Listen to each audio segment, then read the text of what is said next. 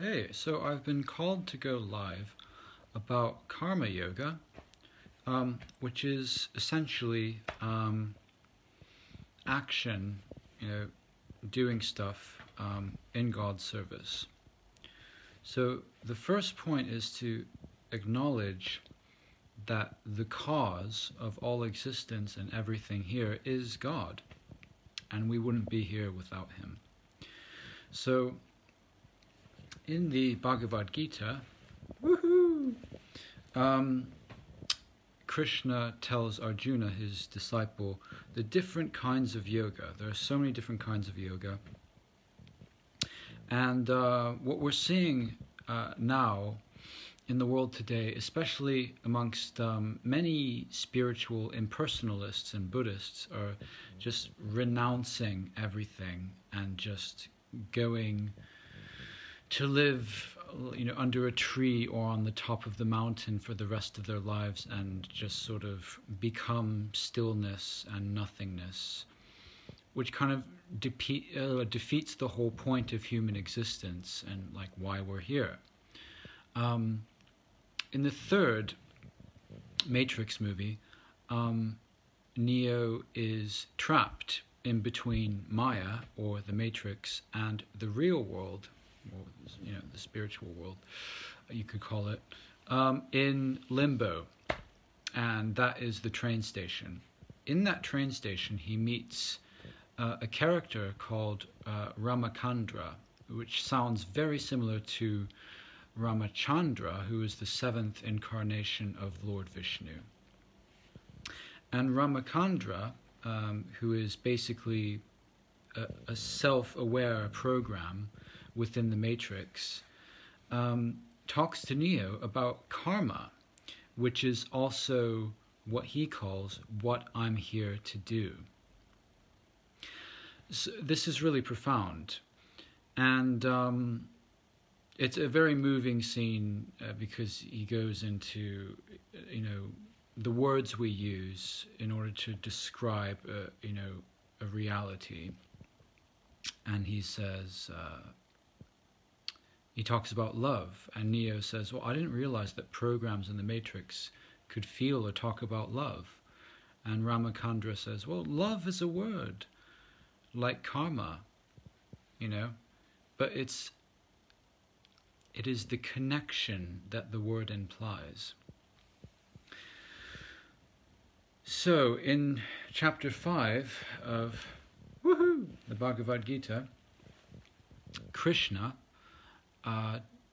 talks to Arjuna about karma, karma yoga, which is action, what I'm here to do, purpose, duty, fulfilling your function in the consciousness of the Supreme Source, where you came from, or God.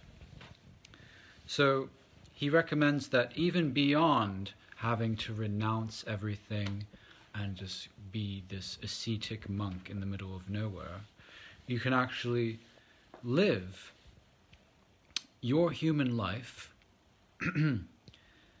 and discharge the duties according to your design, but do so with God in mind, and this will free you from all material attachment. So yes, you are in the world doing your thing, but the sinful reactions don't affect you anymore. So this makes you automatically a transcendentalist and not a materialist. So even though you are engaging in activities according to what you do best, what do you do best? What are your talents? What are your skills? What are your passions, hobbies, etc., etc., etc.? You can still do everything in the material world, but because it is linked up in service to Source, the Supreme Godhead,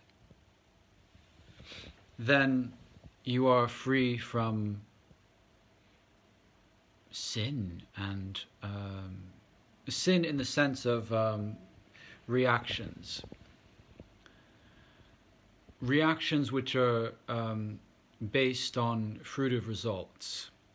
So if you're engaging in battle with someone, there's a part of you that like really wants to win, you know, and so in victory you celebrate, like, woohoo, I've won.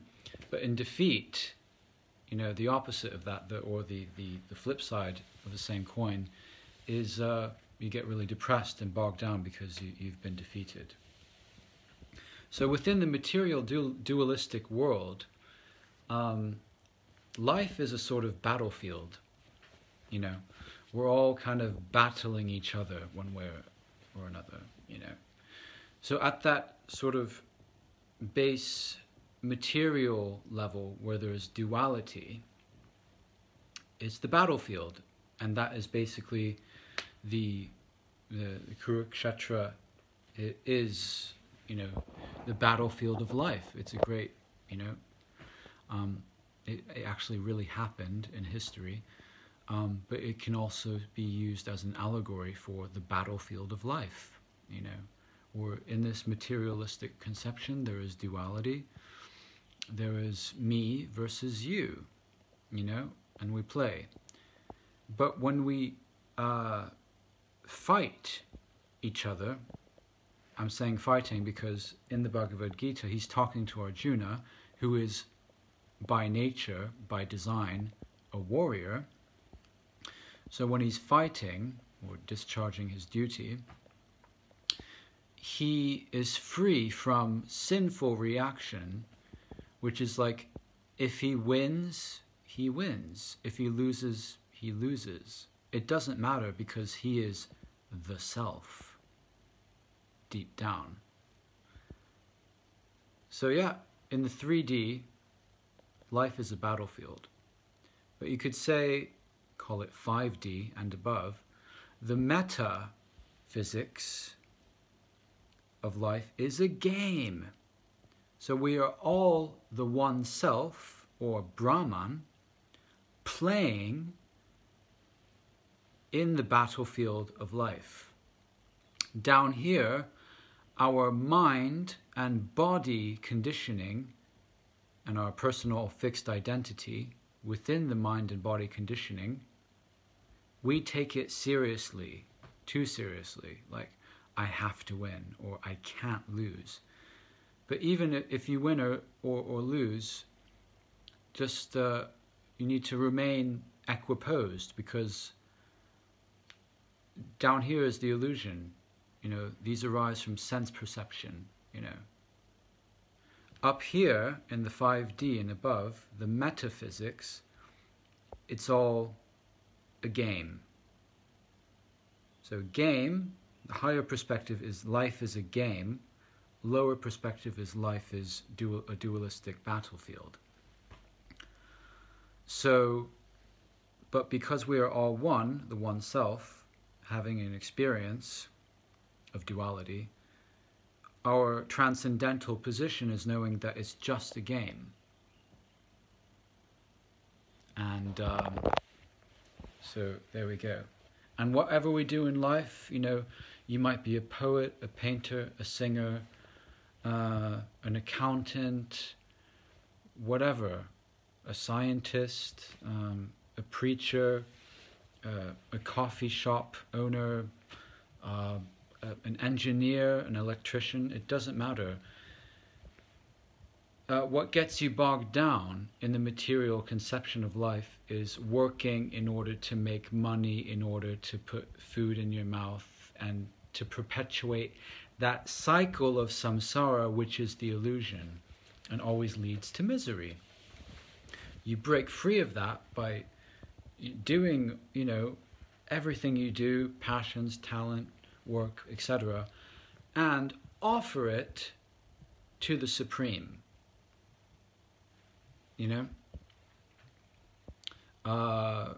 So the four main things we do in material life is eat. So when we eat, you offer your food to God first. You sleep by listening to chanting or some spiritual music related to God. When we have sex, make sure you're having sex in order to conceive a child in God consciousness.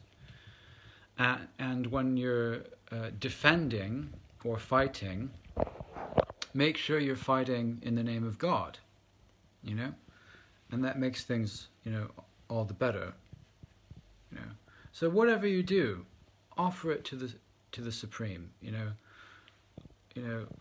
as the Bible says, cast your burden upon the Lord, and just say, look, this is beyond my pay grade, so I'll give this to you. This is all yours. So in the sense, whatever you do, you're just like giving it to God,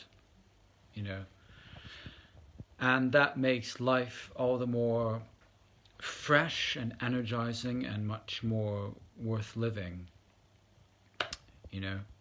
So